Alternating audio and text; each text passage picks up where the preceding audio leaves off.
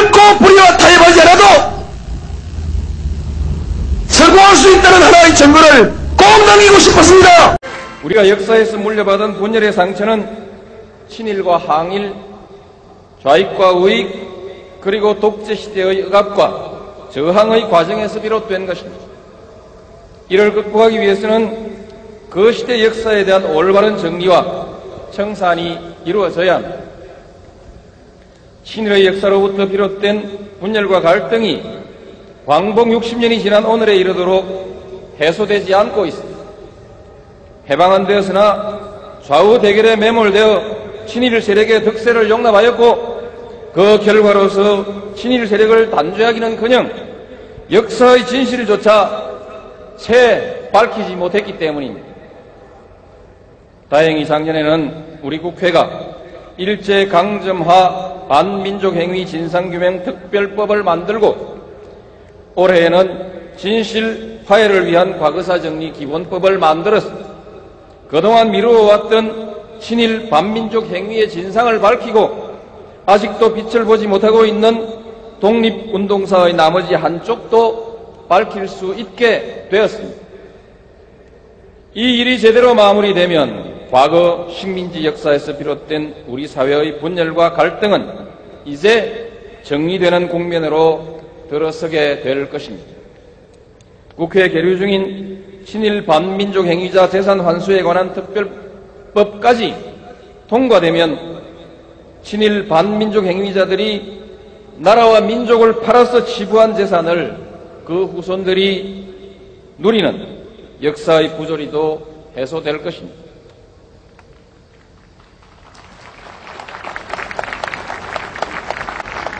한나라당 의원 좌석은 텅 비었습니다. 열린우리당 등 다른 4당과 무소속 의원들만 출석한 가운데 친일 행위자 재산 환수법 등 80여 건의 안건이 처리됐습니다. 한나라당 의원 좌석은 텅 비었습니다. 열린우리당 등 다른 4당과 무소속 의원들만 출석한 가운데 친일 행위자 재산 환수법 등 80여 건의 안건이 처리됐습니다. 친일 재산을 국고로 환수하기 위한 범정부 기구가 오늘 출범했습니다. 네, 환수된 재산은 독립유공자를 위해 일제강점기 때 자신의 영달을 위해서 나라를 배신했던 친일파들은 많은 땅과 재산을 갖게 된 경우가 많습니다. 이를 환수하기 위한 정부의 노력에도 불구하고 후손들은 소송을 제기하며 불복하고 있습니다. 퇴임한 헌법재판관 출신 변호사가 친일파 후손의 땅 찾기 소송을 대리한 것. 친일파 재산 환수 관련 소송에서 법원이 처음으로 친일파 후손의 손을 들어주었습니다. 저희들이 18년 동안 준비했던 친일 인명사전을 낸 지 2년이 지났습니다. 백범 김구 선생님 묘소 앞에서 국민 여러분들에게 우리 연구소가 약속드린 친일 인명사전 발간을 보고드렸을 때 감격이 새삼 떠오릅니다. 그 감격으로부터 지금 2년이 지났습니다. 그런데 우리는 지금 어떤 역사 앞에 서 있습니까? 독재 정권에 의해서 친일파들이 도리어 옳았다 고 증명하려고 하는 역사, 민주주의를 말살하려는 역사 앞에 우리는 다시 서 있습니다. 이명박 정권 들어서서 역사 분야에서 가장 먼저 추진한 것이 뭐였는지 기억나십니까? 모든 과거사위원회를 없애는 것이었습니다. 멀게는 동학혁명부터 일제 때 강제동원 피해 문제, 그리고 8.15 후에 독재 정권이 권력을 유지하기 위해서 국민들을 탄압하고 학살했던 역사, 부당한 권력이 국민들을 희생시켰던, 억울하게 만들었던 그런 모든 국민들의 원한을 풀어주기 위해서 만들었던 과거사위원회. 그런데 어떻게 됐습니까? 한나라당이 집권하기 바쁘게 그나마 남아있던 위원회들조차도 연장하는 것을 반대하고 결국은 다 문 닫아버렸습니다. 도리어 국민들은 피가슴에 멍든 상처를 그대로 간직한 채 현 정권은 모든 것을 은폐하기에 바빴습니다. 그 대신 이 수구 세력들이 뭘 했습니까? 건국 60주년 기념사업을 했습니다.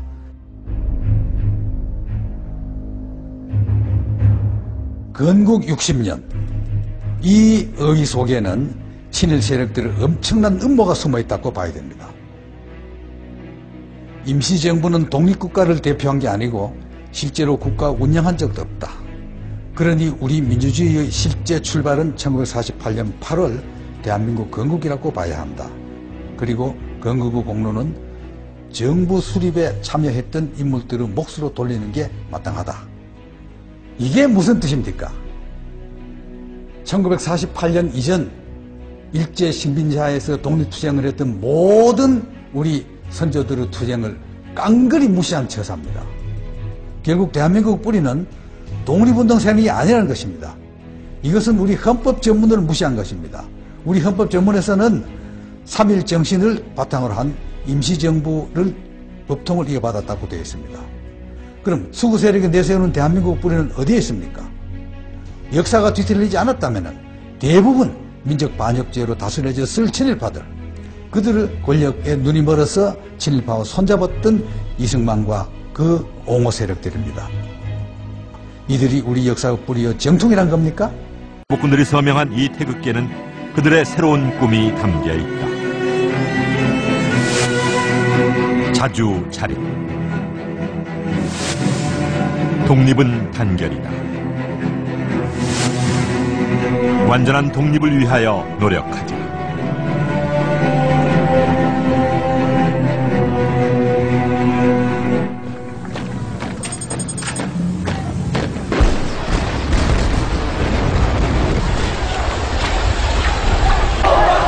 그 꿈을 이루기 위한 김준엽의 장정은 독재에 대한 저항으로 이어졌다. 국민적 화해를 이룩하기 위하여는 대통령 직선제를 택하지 않을 수 없다는 1987년 8월 5일 당시 대학 총장직에서 물러나 있던 김준엽은 비밀리에 누군가를 만난다. 개헌 논의가 한창 진행 중인 시점, 김준엽은 광복군의 임무를 다하기 위해 그를 불렀다.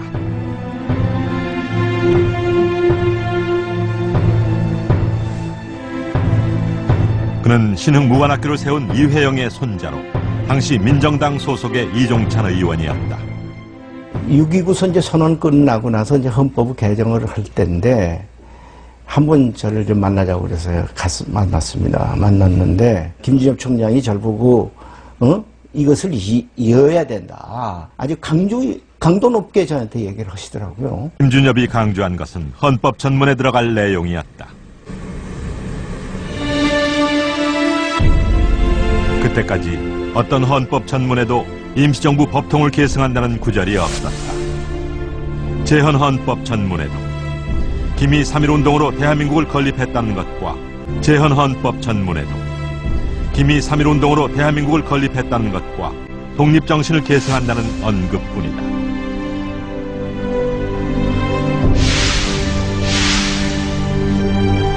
유신헌법과 80년 개정헌법도 마찬가지다.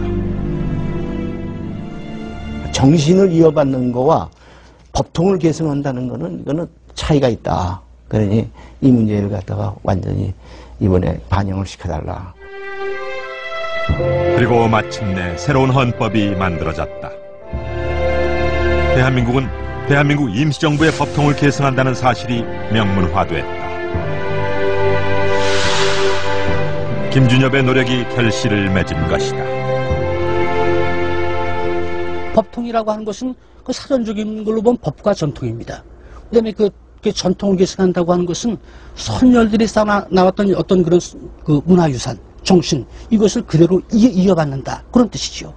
그래서 대한민국 임시정부의 법통을 계승했다고 하는 것은 지금 대한민국은 대한민국 임시정부를 그대로 이어온다. 그런 얘기입니다. 저는 편협한 역사관을 가졌다고 생각하지 않습니다. 김구 선생은 임시정부의 이 수반까지 하시면서 독립운동가로서 대단히 훌륭하신 분이었지만은 48년에 대한민국이 독립하는 데 대해서는 반대하셨던 분이기 때문에 그런 의미에서 그 대한민국의 이 공로자로서 김구 선생님을 거론하는 것은 옳지 않다. 우리가 독립을 해서 독립국가의 국민이 된 것은 1948년 8월 15일 이후부터입니다. 재헌헌법 전문에도 김이 3.1운동으로 대한민국을 건립했다는 것과 이인호 KBS 이사장이 국감장에서까지 백범 김구 선생은 건국 공로자가 아니다. 임시정부는 정부도 아니다. 이런 말을 해서 파장이 있지 않았습니까? 김기춘 청와대 비서실장도 비슷한 말을 했더군요. 네, 김구 선생이 건국 공로자라고 생각하느냐는 민주연합 최민희 의원의 질문에 김기춘 실장은 처음에는 공로자라고 답했습니다. 그렇지만 잠시 후에 말을 바꿨습니다. 김구 선생은 건국 공로자입니까? 아닙니까? 그 점에 대해서는 제가 여기서 언급할 만한 위치에 있지 않습니다. 우리가 1962년에 건국 훈장이라는 걸 주었습니다. 대한민국 건국에 공로가 있는 분들께 주었는데요. 거기에 김구 선생이 들어가 있어요. 이승만 대통령도 받으셨고요. 그럼 건국 공로자입니까? 아닙니까? 공로자죠. 그리고 이게 1962년입니다. 1962년에 우리나라 최고 통치자가 누굽니까? 조국 광복을 위해서 애쓰신 애국자들로 그렇게 포상한 걸로 생각합니다. 잠깐만. 김기춘 실장은 이어 대한민국은 1948년 8월 15일 건국됐다며 임시정부라는 법통과 대한민국의 건국은 다르다고 생각한다고 말했습니다. 재헌헌법 전문에도 김이 3.1운동으로 대한민국을 건립했다는 것과 이인호 KBS 이사장의 뉴라이트적 관점과 사실상 일치하는 역사 해석이었습니다. 건국 60년, 이거 어쩌다 나온 아이디어가 아닙니다. 참여정부 시절에 이미 조선일보가 사설에서 건국절 얘기를 꺼냈고 뉴라이트에 속하는 학자들이 그 주장을 시종해왔습니다. 그리고 한나라당은 2003년부터 건국절 법안을 발의해왔습니다. 건국 60전 기념사업은 이런 배경 속에서 추진된 것이고 결국 이 정권은 광복절 행사에 건국 60전이라는 글자를 박아 넣게 된 것입니다. 이렇게 분위기가 무르익으니 광화문에다 이승만 동상을 세우자는 세력이 나서고 시민들의 피로 역사에서 처방했던 이승만 동상이 다시 섰습니다. 뿐만 아니라 항일 독립군 토벌에 참가한 1급 친일파 민족 반역자들의 동상도 섰습니다. 그리고 급기야 공영방송까지 수구 세력은 나팔수가 되어서 백선엽을 구국의 영웅이라고 이승만은 건국 아버지라고 친일과 독재를 미화하는 방송을 했습니다. 그런데 이보다 더 끔찍하고 무서운 일이 있습니다. 우리 젊은 세대들에게 가르칠 역사 교과서를 완전히 친일파의 입맛에 맞도록 뜯어 고치려고 하는 작업입니다. 뉴라이트 대표 학자들이 포진한 교과서 포럼, 이 사람들이 이명박 정권 들어서자마자 책을 냈습니다. 일제가 우리를 근대화시켰다. 강제로 끌려간 위안부 할머니들은 돈 벌러 간 거다. 김구 선생은 테러리스트다. 이걸 두고 조선일보가 뭐라고 했느냐 압니까? 균형 잡힌 역사교육의 첫걸음이라고 했답니다. 여기에 한 발 더 나가서 교과서를 탈환해야 된다고 선동했습니다. 그래서 어떻게 됐습니까? 교과부, 국방부, 통일부 다 나서고 한나라당은 거들고 상공회의소도 나서서 현행 역사교과서 200군데를 뜯어 고쳤습니다. 그리고 이걸로도 끝나지 않았습니다. 2013년부터 우리 학생들은 새로운 교과서에 의한 역사교육을 받게 됩니다. 그 역사교과서 집필 기준에 의하면은 8.15 이후 친일파 청산에 대한 모든 노력을 빼라. 이승만 독재정권에 대한 비판을 빼라. 박정희 독재정권에 대한 비판도 빼라. 광주 5.18 민주화 항쟁에 대한 기술도 빼라. 이런 교과서 집필 기준을 해서 이런 책으로 배운 학생들이 앞으로 우리나라를 짊어지고 나가야 됩니다. 그 학생들이 어떻게 변하겠습니까? 이제 박정희 동상까지 섰고 기념관도 문을 엽니다. 그리고 이명박 대통령 퇴임 전까지 이 모든 역사 왜곡의 완결판인 대한민국 역사관을 개관하겠다고 합니다. 학교에서는 교과서를 배우고 집에서는 방송에서 익히고 거리에 나서면은 각종 동상과 전시회, 기념관을 통해서 또 왜곡된 역사를 배우는 이런 비참한 현실이 우리 앞에 다가오고 있습니다. 친일의 뿌리를 둔 추구 세력이 역사적 정통성을 완전히 통째로 가져가겠다는 것입니다. 역사는 과거가 아닙니다. 역사는 현실 정치입니다. 뉴라이트 연합이 새로운 수단을 개발합니다. 새로운 대한민국을 건설합니다. 서북청년단 재건위원회라는 단체가 갑자기 나타나서 김구 선생 암살이 의거다 이렇게 주장해서 비난이 쏟아지고 있습니다. 대한민국 임시정부의 주석으로 활동하신 백범 김구 선생을 부정하는 건 대한민국 자체를 부정하는 것이죠. 이후에도 김준엽의 장정은 계속됐다. 중국 상해 만국 공묘에는 외국인들이 묻혀 있다. 1990년대까지 이곳에는 조국으로 돌아오지 못한 임시정부 요인들의 유해가 방치돼 있었다. 임시정부 군무부장을 지낸 노백님, 임시정부 대통령을 역임한 박은실, 법무총장을 지낸 신규식 등 임정 요인들의 유해를 확인한 김준엽은 이들 유해를 고국에 모셔오기 위해 동분서주한다.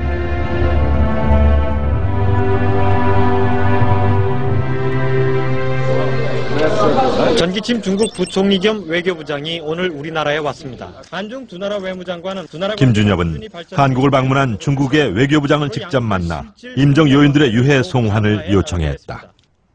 만찬장소에서 김준엽 선생님께서 상해에 계신 이 임시정부 요인들의 유해를 교육하도록 하시는 게 좋겠다. 그런 말씀하셨고 또 그 당시에 상해 임시정부 청사를 복원하는 문제도 언급을 하셨습니다. 꿈에도 그리던 거국당으로 5분 선녀를 모시는 천묘의식은 고인들이 묻혀있던 상해시 만국 공묘 안에서 엄숙하게 봉행됐습니다. 그해 8월 마침내 임정요인 5분의 유해가 조국으로 돌아왔다. 광복 48년 만에 이루어진 유해 송환이었다. 교민들이 차례로 분향 헌화했습니다.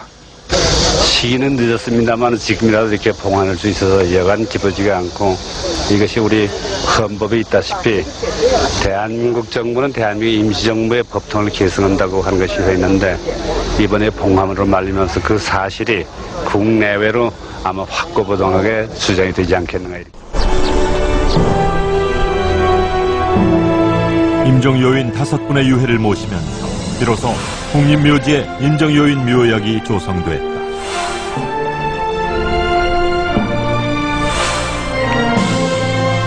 그렇게 김준엽은 마지막 임무를 완수했다.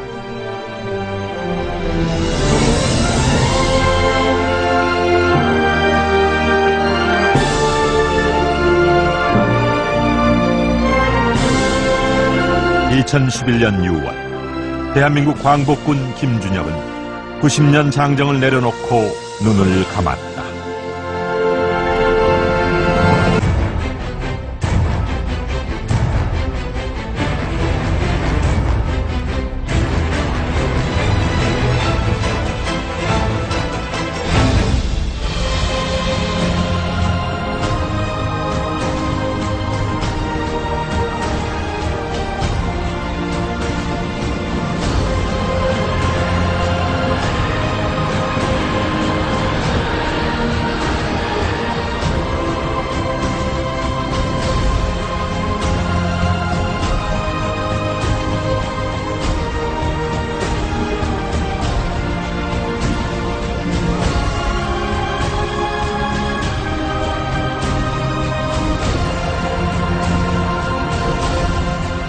일본군을 탈출한다고 하는 것은 일본군에게 엄청난 동요를 가져와서 일본군에게 큰 타격을 주는 그러한 상황이었습니다. 김준엽과 같은 이런 지식인 청년들이 자신을 희생해가면서 독립운동에 참여했던 이 정신, 이것이 독립을 쟁취할 수 있었던 원동력이 되었습니다. 김준엽, 대한민국의 영원한 광복군으로 당신을 기억합니다. 이젠 역사가 된 김준엽의 삶은 광복군 장정 그 자체였습니다. 광복 이후 국무총리직을 비롯해 12차례에 걸쳐서 고위 관직의 제의가 있었지만 그는 끝내 거절합니다. 그가 마지막 순간까지 가고 싶어 했던 길은 광복군의 꿈을 이루는 길이었습니다. 못난 조상이 되지 않기 위해 그가 목숨을 걸었던 광복군 장정은 되찾은 나라를 올바르게 지키기 위한 역사적 삶이 된 것이죠. 김준엽의 장정은 나라를 되찾고 지키기 위해 고난의 길을 가야 했던 광복군들이 있었기에 오늘날의 대한민국이 있다는 사실을 보여주고 있습니다. 이제 그가 장정을 끝낸 자리에 우리가 가야 할 장정이 남아 있습니다.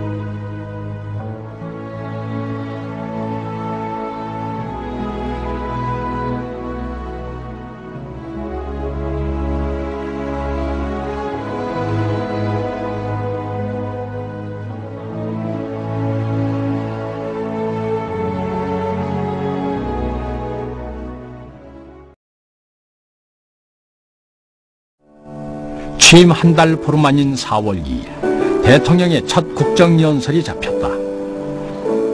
그가 막 국회로 들어서는 순간 야당 의원들은 야유를 보내고 일어서지도 않았다. 대통령에 대한 최악의 대우였다.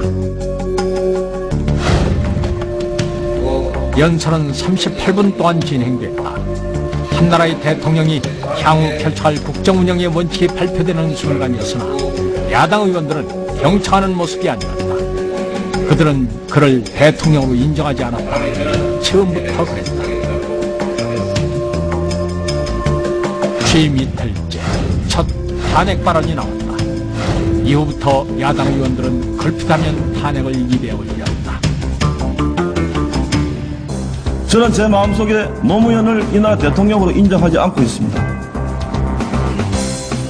노무현이 계속 지금까지 기조를 바꾸지 않고 이대로 나간다면 저는 우리 당이 노무현의 퇴임 운동을 벌여야 된다고 저는 생각합니다. 이것이 야당이 갈 길입니다. 탄핵 추진 일지는 일일이 그것을 열거할 수도 없을 정도로 집요하고도 방대했다. 말 한마디 행동 하나하나가 모두 탄핵 협박뿐이었다. 1년 후 그의 꿈은 가장 극적인 방식으로 정리된다.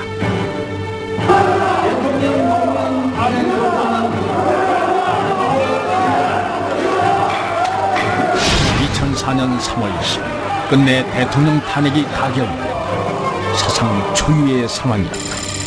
그날 오후 5시 15분 마침내 탄핵 소추 결의 통지서가 청와대에 도착한다. 그 순간 대통령의 모든 직무가 정지됐다. 대통령 비서실의 공식 업무도 정지됐다. 이로부터 대한민국은 63일간 대통령이 없는 나라가 됐다.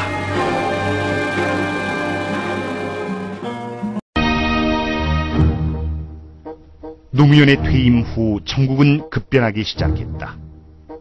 경제 살리기를 내세운 이명박 후보가 제17대 대통령으로 취임하면서 민주주의 원칙은 곳곳에서 붕괴되기 시작했다. 그러나 국민 여론의 귀를 막은 이명박 대통령의 불두저식 정책 추진 방식은 취임 석 달 만에 국민들의 격렬한 저항에 부딪히게 된다. 정부의 미국산 소고기 수입 결정에 항의하는 촛불이 전국으로 퍼져나간 것이다. 이명박 정부는 어떻게 이 위기를 돌파해야 할지 묘책을 마련하기에 고심했다. 반면 노무현 전 대통령은 퇴임 후 고향 봉하마을로 돌아가 시민 노무현의 삶을 시작했다. 야, 기분 좋다! 최고 권력자에서 평범한 촌부로 탈바꿈하기 주저하지 않았던 그는 고향 봉하마을에서 농사를 짓거나 손녀와 자전거를 타는 등 평범한 생활을 누렸다. 할아버지 따라오너라. 또는 그를 보고 싶어 찾아오는 많은 국민들과 격이 없이 어울리기도 했다. 대통령 할 때는 욕을 짜더라 했었더니 일할 때는 욕을 짜더라 했었더니 일 안 하고 노니까 좋대요. 이러한 생활에 대해 노무현 전 대통령은 진짜 권력으로 돌아왔다고 표현했다.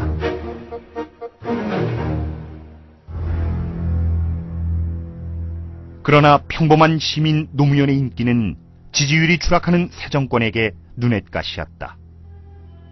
곧바로 이명박 정부는 노무현 죽이기를 시작했다. 비판적인 여론에 대해 잘 되면 내 탓, 안 되면 노무현 탓이란 식의 변명은 단골 레파토리였다. 2008년 6월부터 이명박 정부는 노 전 대통령이 무단으로 국가 기록물을 가져갔다고 주장하며 노무현을 공격했다. 재임 시의 대통령 기록물을 유출시킨 것은 실정법상 명백한 불법 행위입니다. 이에 노 전 대통령은 문제가 있다면 자진 출석하겠다며 정면 대응에 나섰다. 결국 조사는 흐지부지 세인의 관심에서 멀어졌다. 노무현에 대한 압박은 날이 갈수록 점점 더 거세졌다. 노 전 대통령의 인척과 친지들이 하나씩 검찰에 불려갔다.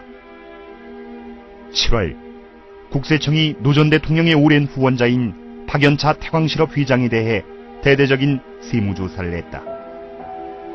다른 후원자 강금원 창신섬유 회장도 세무조사와 검찰 조사를 받았다.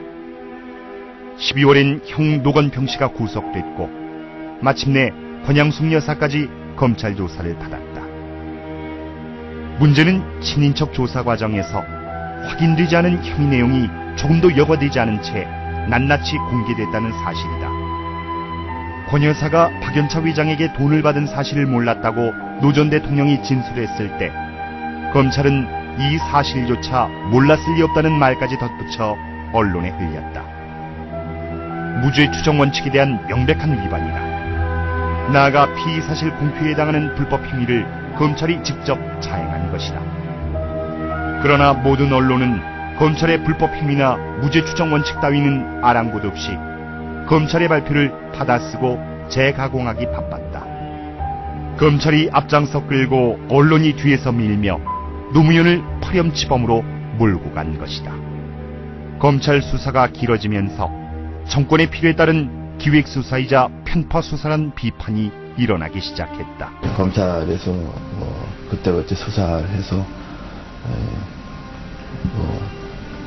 거의 매일 브리핑했다 그러나요? 그리고 이제 기자들이 그걸 쓰게 되면은 그것이 이제 일반 대중은 마치 그것이 이제 진실처럼 보게 되는 것이죠. 그런데도 검찰은 무리하게 수사를 강행, 노무현을 궁지로 몰아넣었다. 현행법에 따르면 받은 금품에 상응하는 특혜를 제공하지 않았다면 뇌물수수죄는 성립되지 않는다. 더구나 포괄적 뇌물수수는 법조항이 아니라 판례의 형태로 존재할 뿐이다. 그런데도 검찰은 아무런 증거도 특혜를 준 정황도 찾아내지 못한 채로 노무현을 포괄적 뇌물수수 혐의로 소환하게 이른다. 노무현 전 대통령은 4월 30일 검찰에 출두했다. 5시간 20분에 달하는 상경길을 방송 3사는 헬기까지 뛰어가며 생중계했다. 그의 마지막 외출이었다. 그리고 2009년 5월 23일 노무현 전 대통령은 고향 봉화산 부엉이바위에서 투신 생을 마감했다. 사건 보호 측면에서 그리고 국민의 권리와 의무에서 여러 가지 장치들이 잘 돼 있어요. 문제는 헌법대로 안 하기 때문에 문제가 되는데 제가 안행인데 안행위로 넘어온 법이 있습니다. 8월 15일을 건국절로 하자. 8월 15일을 건국절로 하자는 것은 상해 임시정부의 법통을 부정하는 겁니다. 저는 지금 상태에서 개헌 논의가 들어간다면 저는 밀릴 수밖에 없다. 상해 임시정부 법통 빠질 수도 있다. 그리고 불의에 한가한 4.19 민주이념을 계승하고 이렇게 돼 있어요. 다시 말해서 5.16은 군사구태타고 군사구태타는 잘못된 거다라고 헌법에 전문에 아예 못 박혀 있는데 이거를 무력화시키려고 하지 않을까. 김무성 대표가 주창해왔던 역사관이 있어요. 뭐냐면 교과서 사태 있잖아요. 우리가 작년에 겪었던 거. 뉴라이트. 네. 교과서를 이렇게 바꾸겠다고 해가지고 학교가 채택을 하네 마네 그러면서 난리가 났잖아요. 이걸 주도하는 게 김무성 대표였단 말이죠. 이 개헌론이 만약에 노무현 대통령 때처럼 원포인트 우리가 개헌하겠다. 요거만 바꾸자. 이게 아니라 이 개헌을 하려고 하는 것은 자신들이 원하는 건 기본적으로 제도를 바꿔서 영구 집권할 것이고 그러면서 그 가지고 있는 그 헌법의 정신은 자기들이 원하는 방향으로 바꾸겠다. 건국 이념도 바꾸고 자기들이 영구 집권 프로젝트를 수행할 수 있는 판을 다시 짜겠다. 그런 정치 의도가 있다 난 봐. 기본적으로. 그런데 야권이 아무리 김무성계가 그렇게 생각한다 하더라도 여권이 그렇게 생각한다 하더라도 자기들이 원하는 방향으로 주도할 능력이 있으면서 거기 껴들면 모르겠는데 그런 능력이 있다고 스스로 착각하면서 들러리 쓰는 거 아니냐는 거죠. 그러니까 주체 역량에 대한 과학적 분석 없이 아니 야당이 그렇게까지 능력이 없었던 거예요? 아니 실제로요. 개헌 정국을 가면 기본적으로 정부 여당이 이것은 주도하게 돼 있고 주도권을 헤게모니를 잡게 돼 있어요. 그러니까 야당이 끼어들 틈이 일단 없어요. 굉장히 나이브한 생각이라는 거죠. 그렇죠. 이 기회에 그러면 법을 바꿔볼까? 야당이 원하는 대로 법을 바꿀 거면 걔들이 왜 합니까 지금? 안 하지. 미쳤다고. 자 문제는요. 자기들이 원하는 대로 바꾸고 싶으니까 하는 거지. 지금 헌법이 제가 봤을 때는 굉장히 잘 된 헌법입니다. 세상에 놀랍게도요. 17조, 18조에 딱 한 문장입니다. 한 줄이에요. 뭐라고 돼 있냐면 모든 국민은 사생활의 비밀과 자유를 갖고 있고 그 자유를 침해받지 않는다. 18조가 모든 국민은 통신의 비밀과 그 자유를 침해받지 않는다. 그때 텔레그램의 등장을 제가 다시 읽으면서도 너무 놀라웠던 게 그 시절에 어떻게 통신의 비밀, 이 자유가 침해받아서는 안 된다. 이런 조항까지 넣을 수 있었을까? 그리고 그것뿐만 아니라 읽다 보면은요, 공공의 이익을 위해서 재벌 기업들의 이윤을 제한할 수 있다.